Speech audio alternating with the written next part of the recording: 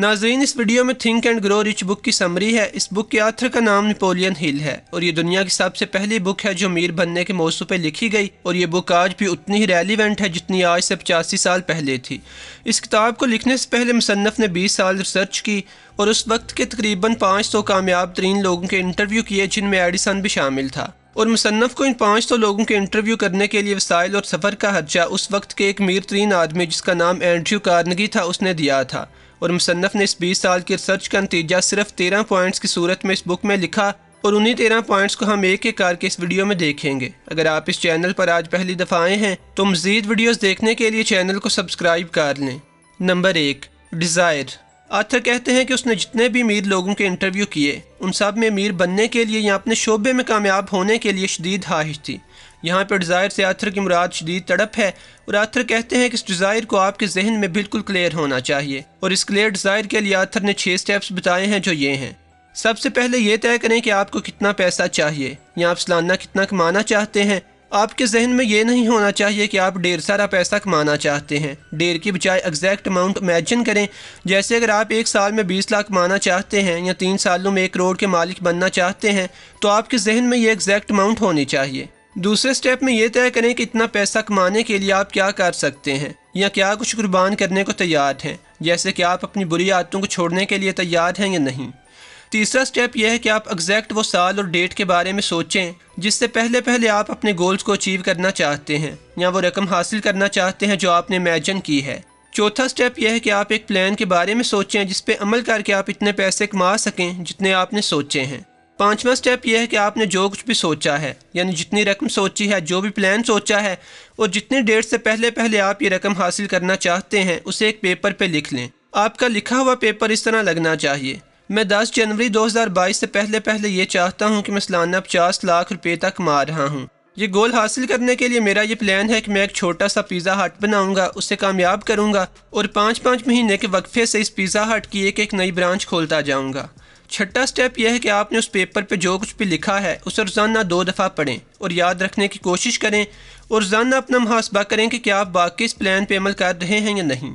आइए अब अगले पॉइंट की तरफ चलते हैं। नंबर 2, फेथ यानी यकीन। आपका जो प्लान है और आपने जो कुछ भी लिखा है, अगर उसे अचीव करने के बारे में आपका यकीन पुख्ता नहीं है तो यकीनन आप अपने गोल्स को हासिल करने में नाकाम रहेंगे। यानी अगर आपको यह यकीन नहीं है कि आपका पहला पिज़्ज़ा हट कामयाब होगा तो उस पिज़्ज़ा हट की दूसरी या तीसरी ब्रांच खोलने का तसव्वुर ही मुहाल है। आथर कहते हैं कि यकीन में इतनी पावर है कि बंदा जिस चीज़ के बारे में यकीन करे, बंदे के साथ वो चीज़ें होना शुरू हो जाती हैं। अगर कोई स्टूडेंट ये यकीन करे कि वो स्टेज पे जाकर तकरीर कर लेगा तो यकीनन वो इस काबिल हो जाएगा कि स्टेज पे जाकर तकरीर कर ले, लेकिन अगर उसे यकीन ही नहीं है तो ऐसा होना मुश्किल है। इसी तरह कुछ लोग ऐसे होते हैं जो अपने आप को बदकिस्मत कहते रहते हैं या इस तरह की बातें करते हैं कि उनकी तो कभी लॉटरी भी नहीं निकली और ना ही उनके साथ कभी कुछ और अच्छा पेश आया। तो आपने नोट किया होगा कि ऐसे लोगों के साथ अमूमन आगे जाके भी कुछ अच्छा पेश नहीं आता। Number 3, auto suggestion. आथर कहते हैं कि हमारे माइंड के 2 हिस्से हैं, एक कॉन्शियस माइंड है और एक सब कॉन्शियस माइंड है। आपके सब कॉन्शियस माइंड में आपके अपने बारे में बिलीफ्स और वो ख्यालात सेव होते हैं जो आप बरसों अपने कॉन्शियस माइंड के ज़रिए अपने सब कॉन्शियस माइंड को देते हैं। अब पहले इस बात को अच्छी तरह समझते हैं। फ़र्ज़ करें कि अगर आपके वालिदैन आपको बचपन में निकम्मा कहते रहे हैं या आपके हर काम में से कीड़े निकालते रहे हैं और आपकी कभी भी तारीफ़ नहीं की गई बल्कि तनकीद की गई है, तो असल में आप पे जितनी भी तनकीद की गई है और आपको जितना भी लान तान किया गया है वो आपका कॉन्शियस माइंड सुनता रहा है। और ये वाली इंफॉर्मेशन कि आप निकम्मे हैं, कुछ करने के काबिल नहीं है, इस इंफॉर्मेशन को आगे आपके सब कॉन्शियस माइंड को फीड करता रहा है और ये काम बरसों तक हुआ है, जिसके नतीजे में आपके सब कॉन्शियस माइंड में ये बात बैठ चुकी है कि आप वाकई निकम्मे हैं और कभी भी कोई बड़ा काम नहीं कर पाएंगे। अब आथर कहते हैं कि आपने अपने सब कॉन्शियस माइंड के बिलीफ्स को बदलना है और इसे ट्रेन करना है कि आप कामयाब हो सकते हैं और अमीर बनना आपकी किस्मत में है। और इसके लिए आथर तरीका ये बताते हैं कि आपने शुरू में अपना जो प्लान लिखा था या टारगेट लिखा था उसे पूरे यकीन के साथ सुबह और शाम अपने आप से दोहराएं। यहाँ पे गौर करें कि मैंने पूरे यकीन के साथ दोहराने के अल्फाज इस्तेमाल किए हैं। जब आप पूरे यकीन के साथ अपने प्लान्स और गोल्स को दोहराएंगे तो आहिस्ता आहिस्ता आपके सब कॉन्शियस माइंड में ये बात बैठने लगेगी कि आप भी किसी काबिल हैं और अमीर बनना या अपने गोल्स को अचीव करना आपके बस में है। और इस तरह आहिस्ता आहिस्ता आपके अंदर से सेल्फ डाउट और बेयकीनी का खात्मा होगा। Number 4, specialised knowledge. अब आथर कहते हैं कि नॉलेज भी 2 तरह का होता है, एक स्पेशलाइज्ड नॉलेज और एक जनरल नॉलेज। जनरल नॉलेज से मुराद है कि बंदे के पास बहुत सा रैंडम नॉलेज होना लेकिन किसी एक चीज़ में भी एक्सपर्ट ना होना।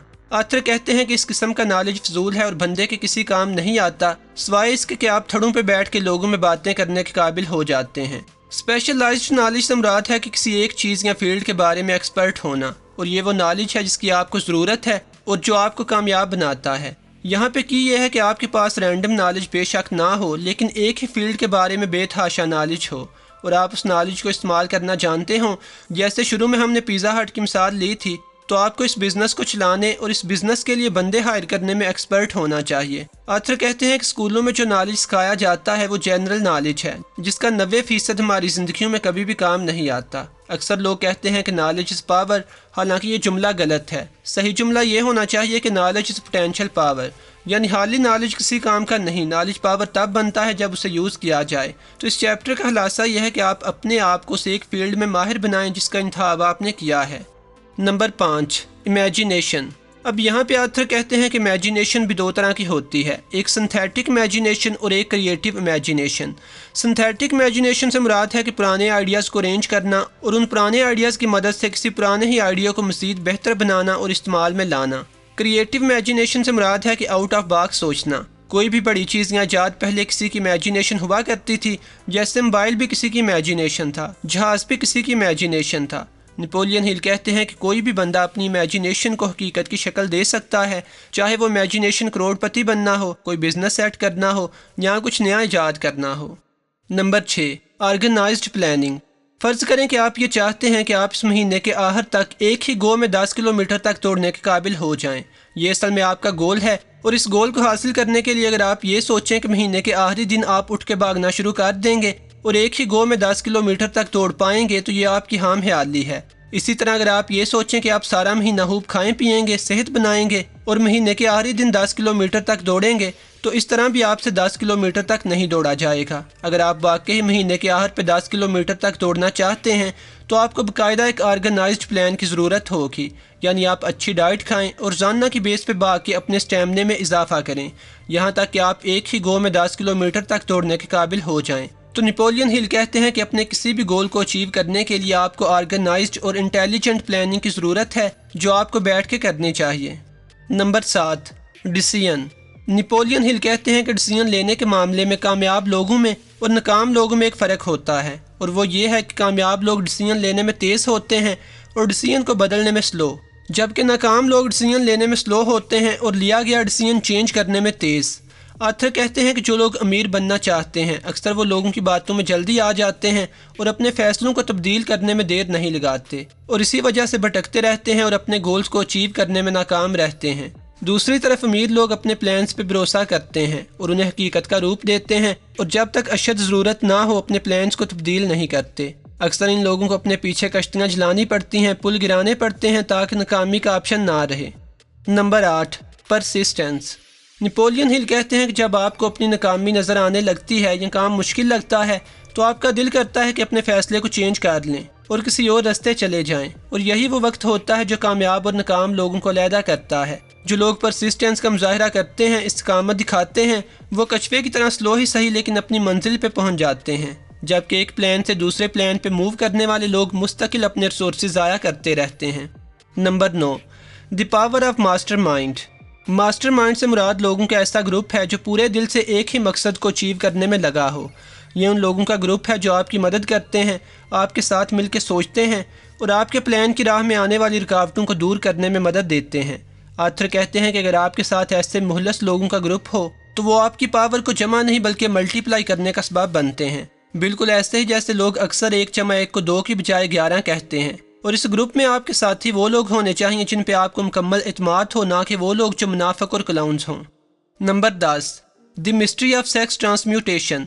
आपने अक्सर लोगों को कहते सुना होगा कि एक कामयाब मर्द के पीछे एक औरत का हाथ होता है और इसी तरह वाइस वर्सा। आथर कहते हैं कि मर्द और औरत के दरमियान खुदा ने कुदरती तौर पे एक अट्रैक्शन रखी है। कुछ लोग इस अट्रैक्शन को मोटिवेशन के तौर पे इस्तेमाल करते हैं और कुछ लोग इस अट्रैक्शन के पीछे लग के अपना टाइम ज़ाया करते हैं, अपने आप को ज़ाया करते हैं और बिल्कुल एवरेज या उससे बदतर ज़िंदगी गुजारते हैं, जो गलत है। Number 11, subconscious mind. آتھر کہتے ہیں کہ پازیٹیو سوچیں اور نیگیٹو سوچیں یہ دونوں ایک ہی وقت میں ہمارے دماغ کو کنٹرول نہیں کر سکتی. یا تو ہمارا سب کانشیس مائنڈ پازیٹیو سوچوں کو ہمارے اوپر ہیوی کرتا ہے یا پھر نیگیٹو سوچوں کو. اس لیے ہمیں اپنے سب کانشیس مائنڈ کی کیئر اس طرح کرنی چاہیے جس طرح ہم اپنی صحت کا خیال رکھتے ہیں، اور اپنے سب کانشیس مائنڈ کو ٹرین کرنا چاہیے کہ یہ ہمیں پازیٹیو رکھے. اور اس ٹریننگ کے بارے میں ہم چیپٹر نمبر 2 آٹو سجیشن میں بات کر چکے ہیں. نمبر 12 دی برین. آتھر کہتے ہیں کہ ہمارا برین ہمارے جسم کا سب سے اہم اور معجزاتی حصہ ہے. ہمارا سب کانشیس مائنڈ ہمارے برین کے لیے ایک سینڈنگ اسٹیشن کے طور پہ کام کرتا ہے، اور ہماری کریٹیو امیجینیشن ہمارے برین کے ریسیونگ سیٹ کے طور پہ کام کرتی ہے. اگر سینڈنگ اسٹیشن یعنی ہمارا سب کانشیس مائنڈ ہمیں اچھی اور پازیٹیو سگنل دے تو ہمارا ریسیونگ سیٹ یعنی creative imagination in positive signals کو استعمال کر کے بڑے بڑے کام کر سکتی ہے. نمبر 13 دی سکستھ سینس. آتھر کہتے ہیں کہ ہماری سکستھ سینس یعنی چھٹی حس کو بڑھانے کے لیے کوئی بھی ثابت شدہ ٹپس نہیں ہیں سوائے اس کے کہ آپ پہلے بتائے گئے طریقوں کو پریکٹیکلی استعمال کریں. ہماری چھٹی حس ہمارے تجربے کے ساتھ بڑھتی ہے اور کوئی نیا سٹیپ لینے سے پہلے ہمیں ریئلائز کرواتی ہے کہ آیا کہ اس نئے سٹیپ کے بدلے میں ہمیں نقصان اٹھانا پڑے گا یا ہم فائدے میں رہیں گے. اس کے علاوہ ہماری کم علمی، خوف یا بے یقینی ہماری چھٹی حس کی ججمنٹ کو متاثر کرتے ہیں. امید ہے کہ یہ ویڈیو آپ لوگوں کو پسند آئی ہوگی. اس کے علاوہ بھی میرے چینل پہ کچھ بک سمریز ہیں جن کی لسٹ اس وقت آپ کے سامنے ہے، اور ان ساری ویڈیوز کی پلے لسٹ والا لنک اس وقت سکرین پہ موجود ہے. اگر آپ دیکھنا چاہتے ہیں تو کلک کر کے دیکھ لیجئے. اور اگر آپ اس چینل پر آج پہلی دفعہ آئے ہیں تو مزید ویڈیوز دیکھنے کے لیے چینل کو سبسکرائب کر لیں. خدا حافظ.